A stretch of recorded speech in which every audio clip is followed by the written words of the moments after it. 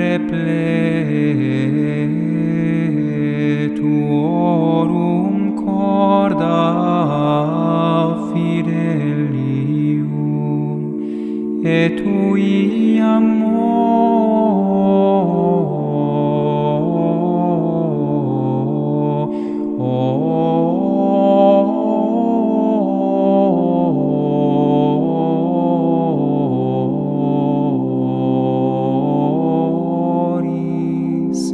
in eis signem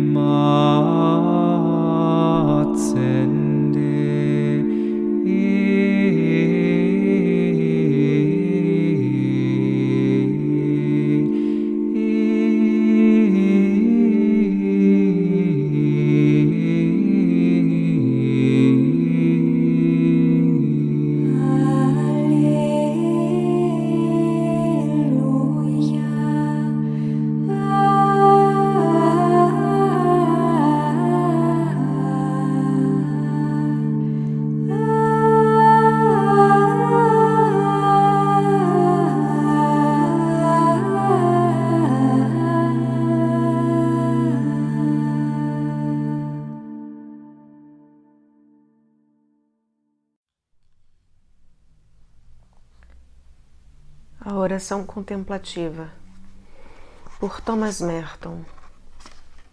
Tradução Mosteiro da Virgem, Petrópolis, editora Eclésia. Canal Le Conde. Capítulo 5. O eremita do deserto Amonas, discípulo de Santo Antão, declarou, abre aspas, eis, meus caríssimos, mostrei-lhes o poder do silêncio, como ele cura inteiramente e é plenamente agradável a Deus. Por isso escrevi-lhes, para que se mostrassem fortes nesse trabalho que empreenderam, para que saibam como foi pelo silêncio que cresceram os santos, como foi pelo silêncio que o poder de Deus neles resistia. Por causa do silêncio, os mistérios de Deus eram por eles conhecidos. Fecha aspas.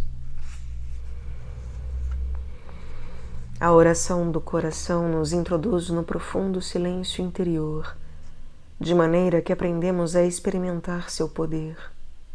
Por esse motivo, a oração do coração deve ser sempre muito singela, limitando-se aos atos mais simples e, frequentemente, não empregando nem palavras nem pensamentos. Se, por outro lado, falamos da meditação como oração mental, consistindo em atos discursivos que muito nos ocupam, em raciocínios lógicos, complexos, ativa a imaginação e a deliberada ativação de afetos, vemos então, como o demonstra São João da Cruz, que esse tipo de meditação tende a entrar em conflito com nossa atenção silenciosa e receptiva e com a atuação interior do Espírito Santo. E isso especialmente se tentamos continuar esse processo uma vez terminada sua utilidade. O esforço mal colocado na vida espiritual consiste muitas vezes em insistir teimosamente em manter rotinas obrigatórias que nos parecem necessárias porque concordam com nossas míopes noções. São João da Cruz afirma que essa teimosa insistência não pode ser curada por nossa própria atividade. Tem de ser purificada pelo próprio Deus na noite da contemplação. O santo nos ensina como esses esforços mal colocados e as faltas do caráter e da natureza de onde brotam só podem ser removidos pela ação secreta e purificadora da graça na noite escura. falando dos que são orientados em seu esforço pelo gosto e a estima que têm pela sua própria e autodirigida atividade, São João da Cruz mostra que é precisamente esse apego à sua própria maneira de rezar e meditar que impede seu crescimento na vida espiritual. Abre aspas. Quanto mais espiritual for alguma coisa, mais enfadonha acham-na, pois como procuram tratar das coisas espirituais com completa liberdade e de acordo com a inclinação de sua vontade, causa-lhes tristeza e repugnância entrar no caminho estreito que, diz o Cristo, é o caminho da vida. Fecha aspas. São João da Cruz supõe aqui uma total contradição entre o que é autenticamente espiritual, portanto simples e obscuro, e o que parece a essas pessoas ser espiritual, porque isso as excita e estimula psicologicamente. O próprio Deus conduz essas pessoas ao caminho da vida, privando-as da luz e consolação que procuram, impedindo seus esforços, tornando-as confusas e privando-as das satisfações que procuram alcançar por seus próprios esforços. Assim, bloqueadas e frustradas, incapazes de prosseguir com seus costumeiros projetos, encontram-se num estado muito doloroso em que seus desejos, a estima de si mesmas, sua presunção, a agressividade e assim por diante, são sistematicamente humilhados. E, o que é pior, não conseguem compreender como isto aconteceu. Não sabem o que lhes sucede. Aqui é que devem decidir ou continuar no caminho da oração sob a secreta orientação da graça, na noite da fé pura, ou então voltar a uma forma de existência na qual podem desfrutar rotinas habituais e conservar um senso ilusório de sua própria e perfeita autonomia em domínios que lhes são inteiramente familiares, sem ter de permanecer sujeitos à obediência da fé nessas circunstâncias desagradáveis e desconcertantes próprias à noite escura. Diz São João da Cruz que Deus leva essas pessoas à escuridão, abre aspas, aí desmamando-as Deus de todos os sabores e gostos, por meio de fortes securas e trevas interiores, tirando-lhes todas estas impertinências e ninharias.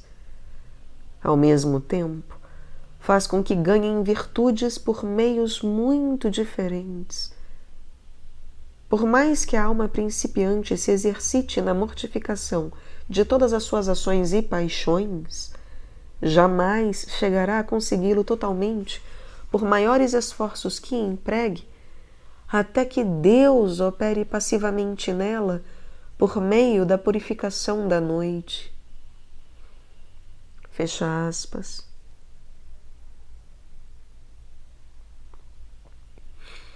Conviria bem recordar aqui que, para São João da Cruz, essa noite, de modo algum, é uma negação.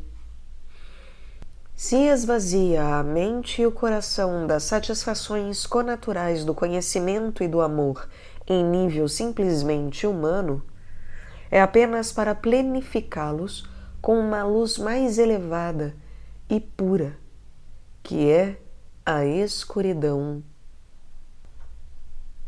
Esse obscurecimento é, portanto, uma iluminação. Deus obscurece a mente apenas a fim de dar maior e mais perfeita luz.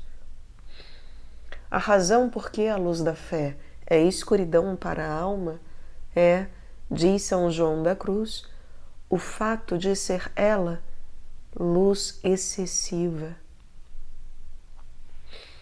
A abertura direta à luz sobrenatural obscurece a alma e o coração.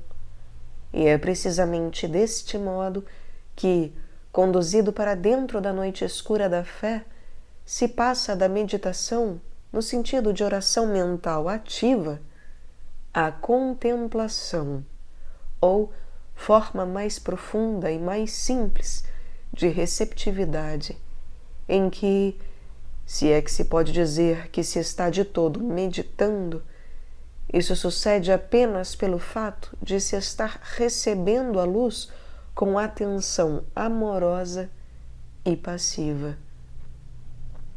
Assim, declara São João da Cruz, abre aspas, portanto, essa excessiva luz que a alma recebe da fé converte-se em espessa treva, porque o maior sobrepuja e vence o menor, assim como a luz irradiante do sol obscurece o brilho de quaisquer luzes, fazendo não mais parecerem luzes aos nossos olhos quando ele brilha e vence nossa potência visual.